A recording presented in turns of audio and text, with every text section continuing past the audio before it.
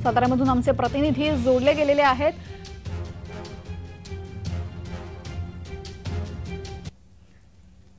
साताऱ्यामध्ये नक्की परिस्थिती काय सांगाल? सातारामध्ये अद्याप उमेदवार ठरला नसल्यामुळे उमेदवार कोण याचीच चर्चा सुरू असून महाविकास आघाडीमध्ये सातारची जागा शरद पवार गटाकडे जाणार असल्याने या ठिकाणी विद्यमान खासदार श्रीनिवास पाटील यांनाच पुन्हा शरद पवार खासदारकीची संधी देतात की नवीन चेहरा काढतात याकडेही उत्सुकता लागली आहे।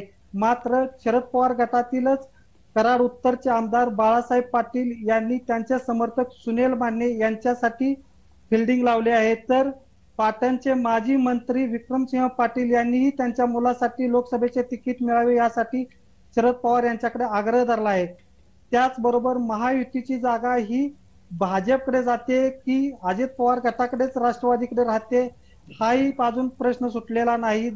महायुतीची जागा जर अजित पवार गटाकडे राहिली तर या ठिकाणी सातारा जिल्हा मध्यवर्ती बँकेचे विद्यमान चेअरमन नितीन पाटील हे अजित पवार गटाकडून दावेदार असतील। तेजल जी, यावेळेस साताऱ्यामधले महत्त्वाचे मुद्दे नक्की काय आहेत प्रचारातले?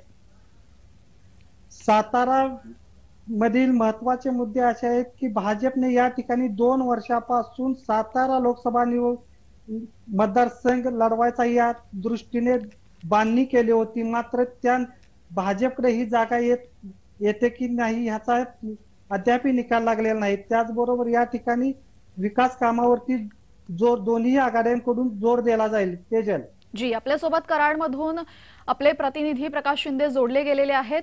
प्रकाश, काय सांगाल, काय चर्चा सुरू आहे साताऱ्यामध्ये, कराडमध्ये? नक्कीच सेजल, सातारमध्ये गेल्या बऱ्याच महिन्यापासून भाजपने फिल्डिंग लावलेली आहे। हा मतदारसंघ भाजपच्या वाट्याला यावा यासाठी मोठ्या प्रमाणात यांनी फिल्डिंग लावलेली आहे, परंतु मागच्या पंचक्रोशीमध्ये राष्ट्रवादीकडे ही जागा होती आणि राष्ट्रवादीचा उमेदवार या ठिकाणावरून निवडून आलेला होता। त्यामुळे ही जागा नक्की अजून कोणत्या पक्षाला जाईल हा निर्णय झालेला नाही। त्याचबरोबर कोणत्याही पक्षाने आतापर्यंत अजूनही अधिकृत उमेदवार या ठिकाणी दिलेला नाही। तेजल जी, धन्यवाद आपण दिलेल्या माहितीबद्दल दोन्ही रिपोर्टर्सला।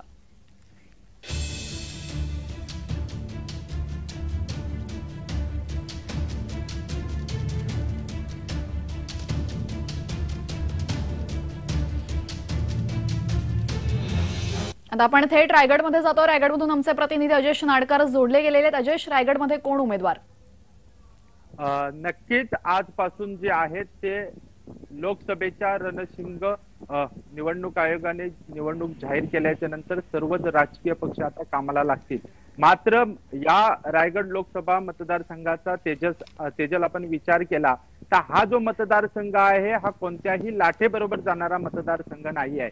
कारण 2014चा निवडणूक आपण घेतली, 2019 ची निवडणूक घेतली, त्या निवडणुकीमध्ये 2014च्या निवडणुकीमध्ये सर्वच देशात नरेंद्र मोदी यांची लाट प्रचंड होती आणि प्रत्येक उमेदवार महायुतीचे लाखाच्या मताने निवडून आले। मात्र रायगड लोकसभा मतदारसंघातून आनंद गीते हे अवघ्या 2000च्या फरकाने निवडून आले। मात्र 2019च्या निवडणुकीला आपण पाहिलं तर सर्वच ठिकाणी मोदी लाट असून सुद्धा आनंद गीतेंचा तब्बल 35,000हून अधिक मतांनी पराभव झाला आणि आता त्यानंतर पुन्हा एकदा निवडणुकीला आनंद गीते हे जवळपास इंडिया आघाडीचे उमेदवार जाहीर झाल्याची शक्यता आहे। कारण संभाव्य उमेदवार अशा पद्धतीने आपण सांगा की नक्की सुनील तटकरे यांचं काय होणार? ते विद्यमान खासदार आहेत तिथले, काय परिस्थिती आहे याकडे आपण पाहिलं तर सुनील तटकरे या ठिकाणचे विद्यमान खासदार आहेत। त्याचबरोबर महायुतीतले तिन्ही महत्वाचे पक्ष म्हणजे शिवसेना असेल किंवा राष्ट्रवादी असेल किंवा भाजप असेल, सुरुवातीला या मतदारसंघावर भाजपने आपला दावा केला। धैर्यशील पाटील हे भावी खासदार म्हणून अशा पद्धतीच्या घोषणा भर मेळाव्यात घेण्यात आल्या। मात्र आता त्यानंतर पुन्हा एकदा शिवसेनेकडून राजीव साबळे आणि प्रतोद भरत गोगावले यांचे पुत्र विकास गोगावले यांचेही बॅनर झळकले होते खासदार म्हणून। मात्र ही जे विद्यमान खासदार असणारे सुनील तटकरे यांनाच या ठिकाणी उमेदवारी मिळते का आणि पुन्हा एकदा आनंद गीते विरुद्ध सुनील तटकरे असाच सामना रंगतोय का? मात्र ही जागा राष्ट्रवादीला गेली तर सुनील तटकरेंना उमेदवारी भेटेल आणि सुनील तटकरेंना उमेदवारी भेटल्याच्या नंतर मग कशा पद्धतीने भाजपमध्ये नाराजीचा सूर जो असेल किंवा शिवसेनेमध्ये जो नाराजीचा सूर असेल याचा समतोल कशा पद्धतीने महायुतीच्या नेत्यांकडून करण्यात येईल किंवा धन्यवाद अजय आपण दिलेल्या माहितीबद्दल। आपण आता थेट शिर्डीमध्ये जातोय। शिर्डीमध्ये काय परिस्थिती आहे? शिर्डीची जागा वंचितने या आधीपासून मागितली होती, काय परिस्थिती आहे तिथली?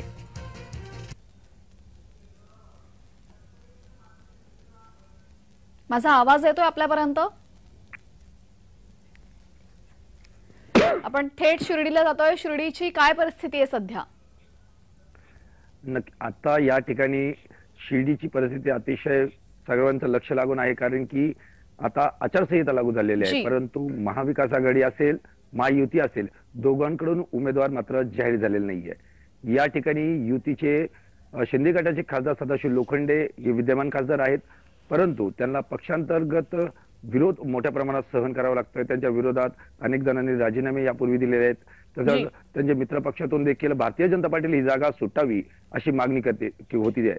या बघता आता महायुतीमध्ये या ठिकाणी आणखीन भारतीय जनता पार्टीकडून नावं येत आहेत, त्यात नितीन दिनकर असेल, नितीन उदमले असेल यांची नावं चर्चेमध्ये येत आहेत। त्याचबरोबर केंद्रीय मंत्री रामदासजी आठवले असतील यांचं देखील नाव या ठिकाणी चर्चेत येत आहे। तर दुसरीकडे जे या 2009च्या निवडणुकीवेळी जे खासदार म्हणून निवडून आले होते भाऊसाहेब वागचौरे, त्यांच्या त्यांनी जे पक्षांतर वेळोवेळी केलं त्यामुळे देखील यंदाच्या निवडणुकीत त्यांचं नाव या महाविकास आघाडी उभाटा शिवसेनेच्या गटाकडून होत आहे, पण त्यांना देखील मोठ्या प्रमाणात विरोध हा समोर जातोय।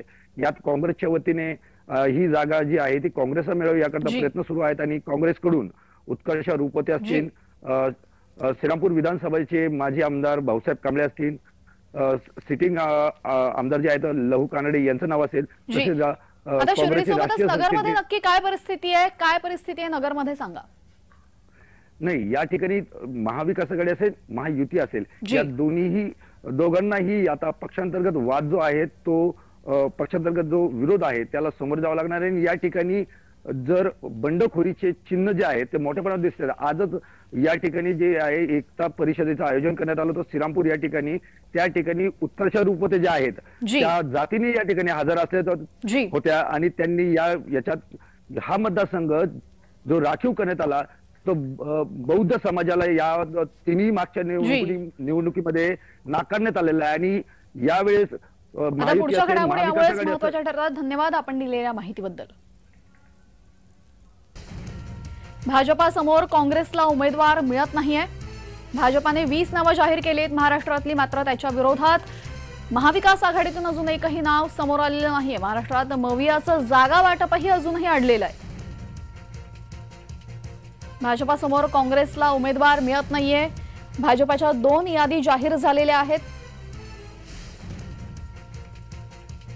महाराष्ट्रातलं मवियाचं गणित, महाविकास आघाडीचं जागा वाटपाचं गणित अजूनही अडलेलंच आहे।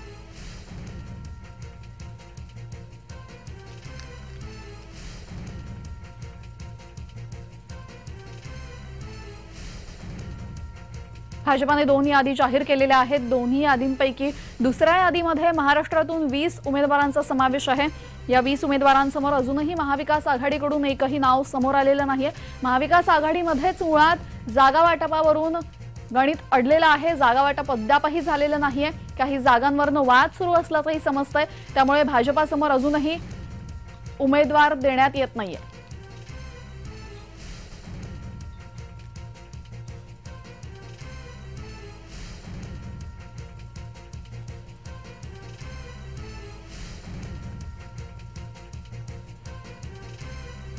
आपण आता थेट कोकणात जातोय। कोकणामध्ये रत्नागिरी आणि सिंधुदुर्ग हा लोकसभा मतदारसंघ।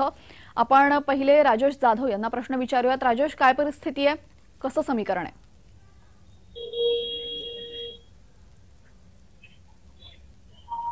हॅलो राजेश, माझा आवाज आपल्यापर्यंत पोहोचतोय? आपण सिंधुदुर्गच्या प्रतिनिधींकडे जाऊया. सिंधुदुर्गमध्ये सुरेश कौलगेकर आपल्यासोबत जोडले गेलेले आहेत. सुरेश, काय सांगाल, काय परिस्थिती आहे तिथे, कशी समीकरणं जुळतायत? तिसऱ्या टप्प्यात आपल्याकडे 7 मे रोजी ही निवडणूक होणार आहे. मात्र एकंदर पाहिलं असेल तर सध्या जे विद्यमान खासदार आहेत विनायक राऊत यांचं जे उमेदवारी आहे ती जाहीर झालेली आहे. मात्र महायुतीकडून अद्याप उमेदवार आहे तो निश्चित झालेला नाही. महायुतीचं जे घोंगडं आहे ते भिजतच आहे. कारण एकीकडे भाजप आणि दुसरीकडे शिवसेना असे दोघेही दावा करतायत. शिवसेनेकडून बघितलं तर किरण सामंत असतील, दीपक केसरकर असतील यांची प्रामुख्याने नावं आहेत. तर ही प्रमुख नावं आहेत. आपण पुन्हा एकदा रत्नागिरीकडे जातोय. रत्नागिरीमध्ये राजेश जाधव आपल्यासोबत जोडले गेले. राजेश, माझा आवाज आपल्यापर्यंत पोहोचतोय का? होय होय, पोहोचतोय. कोण असेल उमेदवार, उदय सामंत की किरण सामंत? बरोबर आहे. आता इथे रत्नागिरी सिंधुदुर्गचा जो उमेदवार असणार आहे तो कदाचित चर्चा जी आहे ती किरण सामंतांचीच आहे. आणि किरण सामंत म्हणजेच जे भाजप आणि शिवसेना म्हणजे शिंदे गट अधिक जो त्यांचे दादा गट असे तिन्ही मिळून जी लढत होणार आहे ती डायरेक्ट इकडे उद्धव बाळासाहेब ठाकरे गट अधिक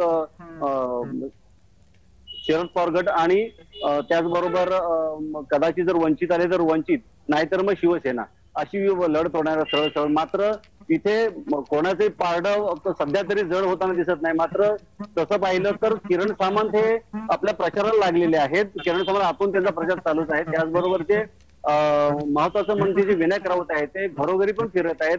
आता 2 दिवसापूर्वी गुहागर तालुक्यामध्ये तळी येथे जो मेळावा झाला त्याच्यामध्ये शिवसंवाद यात्रा झाली. त्याच्यामध्ये उद्धव ठाकरेंनी स्पष्टपणे सांगितलेले आहे, तिथे अनंत गीतेंनी जे कार्यकर्ते आहेत त्यांना शपथ दिलेली आहे की आम्ही गद्दारांचे पैसे घेणार नाही किंवा मग पापाचे पैसे घेणार नाही असं.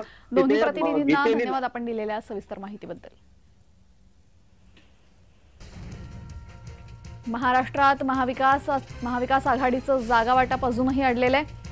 आपण आता याच संदर्भात जळगावमध्ये जातोय. जळगावमध्ये आमचे प्रतिनिधी जुगल पाटील जोडले गेलेले आहेत. जळगावमधून 2 लोकसभेचे उमेदवार भाजपने दिलेले आहेत. मात्र अजूनही महाविकास आघाडीचा एकही उमेदवार त्यांच्या समोर नाहीये. स्मिता वाघ जळगावमध्ये आहेत भाजपाच्या उमेदवार. आणि स्मिता वाघ यांच्या समोर नक्की कोण? जुगल, माझा आवाज आपल्यापर्यंत पोहोचतोय? येतोय जी. स्मिता वाघ यांच्या समोर उमेदवार नक्की कोण? विचार केला तर भारतीय जनता पार्टीने स्मिता वाघ यांचं उमेदवारी ही जाहीर केली आहे. मात्र अद्यापपर्यंत महाविकास आघाडीकडून कुठल्याही प्रकारचा उमेदवार हा देण्यात आलेला नाहीये. यामध्ये महाविकास आघाडीकडून या ठिकाणी उद्धव ठाकरे यांची भेट घेतल्यानंतर महाविकास आघाडीकडून शिवसेना उद्धव बाळासाहेब ठाकरे पक्षाला ही जागा सोडण्यात आली आहे. यामध्ये ऍडव्होकेट ललिता पाटील असतील, डॉक्टर हर्षल माने असतील, त्याचप्रमाणे माजी उपमहापौर कुलभूषण पाटील असतील, माजी खासदार एटी पाटील यांच्या सध्या तरी नावाची जोरदार चर्चा सुरू आहे. आणि 2 दिवसातच हे उमेदवार जाहीर करण्यात येणार आहे. आणि तगडा उमेदवार हा भारतीय जनता पार्टीचा सामना करू शकेल असा उमेदवार शिवसेना उद्धव बाळासाहेब ठाकरे महाविकास आघाडीकडून देण्यात येणार आहे. जी. आणि रावेर लोकसभा मतदारसंघातली परिस्थिती थोडक्यात सांगा. रावेर लोकसभेचा विचार केला तर रावेर लोकसभेसाठी भारतीय जनता पार्टीकडून रक्षा खडसे यांचं नाव हे जाहीर करण्यात आलेलं आहे. मात्र महाविकास आघाडीकडून कुठल्याही प्रकारचा उमेदवार हा देण्यात आलेला नाही. एकनाथ खडसे यांनी आजारपणाचं कारण पुढे करत उमेदवारी नाकारली आहे. त्याचप्रमाणे रोहिणी खडसे हे विधानसभा लढण्यास इच्छुक असल्या कारणाने अद्यापर्यंत कुठल्याही प्रकारचा उमेदवार हा महाविकास आघाडीसाठी देण्यात आलेला नाही. यामध्ये माजी आमदार संतोष चौधरी असतील, त्याचप्रमाणे राष्ट्रवादीचे शरद पवार यांचे निकटवर्ती असलेले रवींद्र पाटील आहेत. अजित पवार गटातले जे प्रदेश उपाध्यक्ष यांनी शरद पवार यांची काल भेट घेतली होती तेही या रवींद्र नाना पाटील हेही इच्छुक आहे. आणि एकनाथ खडसे यांचे समर्थक असलेले अतुल पाटील यांच्या नावाचीही जोरदार चर्चा आहे. 2 दिवसात महाविकास आघाडीचा उमेदवार या ठिकाणी रावेर लोकसभेसाठी हा निश्चित होईल. आणि एक प्रकारे भारतीय जनता पार्टीला तगडं आव्हान देणारा उमेदवार या ठिकाणी देण्यात येण्याची चर्चा सध्या सुरू आहे. जी, धन्यवाद जुगल आपण दिलेल्या सविस्तर माहितीबद्दल. आता आपण थेट संभाजीनगरला जातोय. संभाजीनगरमध्ये आमचे प्रतिनिधी विजय चिडे आपल्याशी जोडले जात आहेत.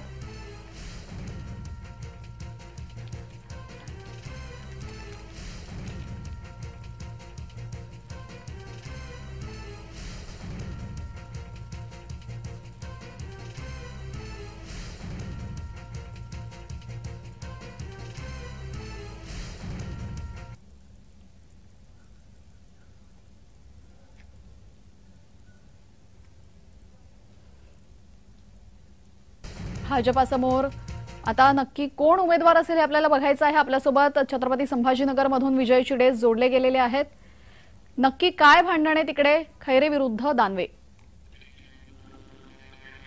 नक्की तेजल, जर बघितलं छत्रपती संभाजीनगर मध्ये आता खैरे विरुद्ध दानवे जे आहे तो वाद जो आहे तो आता विकोपाला गेल्याचे पाहायला मिळत होते। त्यामुळे अंबादास दानवे जे आहे हे देखील नाराज झाल्याचे जे आहे ती माहिती सूत्रांकडून भेटली होती। त्यानंतर उद्धव ठाकरे यांनी दोन्ही नेत्यांना जे आहे ते मुंबईला बोलून मातोश्रीवरती दोघांची बैठक घेतलेली आहे। त्यानंतर अंबादास दानवे यांची मनधरणी त्या ठिकाणी केलेली आहे। पक्षप्रमुख उद्धव ठाकरे आणि संजय राऊत यांनी त्या ठिकाणी अंबादास दानवे यांची मनधरणी केलेली आहे। त्यानंतर आज सकाळी जर बघितलं तर दानवे जे आहे यांनी पत्रकार परिषद घेतलेली आहे। त्या ठिकाणी त्यांनी पक्ष म्हणून पक्षाचं काम करणार आहे, खैरेंचं म्हणून काम करणार नाही असं देखील या ठिकाणी अंबादास दानवे यांनी सांगितलं होतं। त्यानंतर खैरेंनी देखील की थोड्याच वेळात जे आहे पत्रकार परिषद घेऊन त्या ठिकाणी स्पष्ट केलं होतं की मी दानवेंचा गुरु आहे असं देखील त्यांनी त्यामध्ये म्हणलं होतं। त्यामुळे आता मी दानवेंना जे आहे ते लांब लोटत नाही असं देखील त्यांनी त्या ठिकाणी सांगितलं होतं। त्यामुळे आता कुठंतरी आता शोभा उर्फ गटामध्ये जे आहे ते दुफळी निर्माण झाल्याची पाहायला मिळत होते।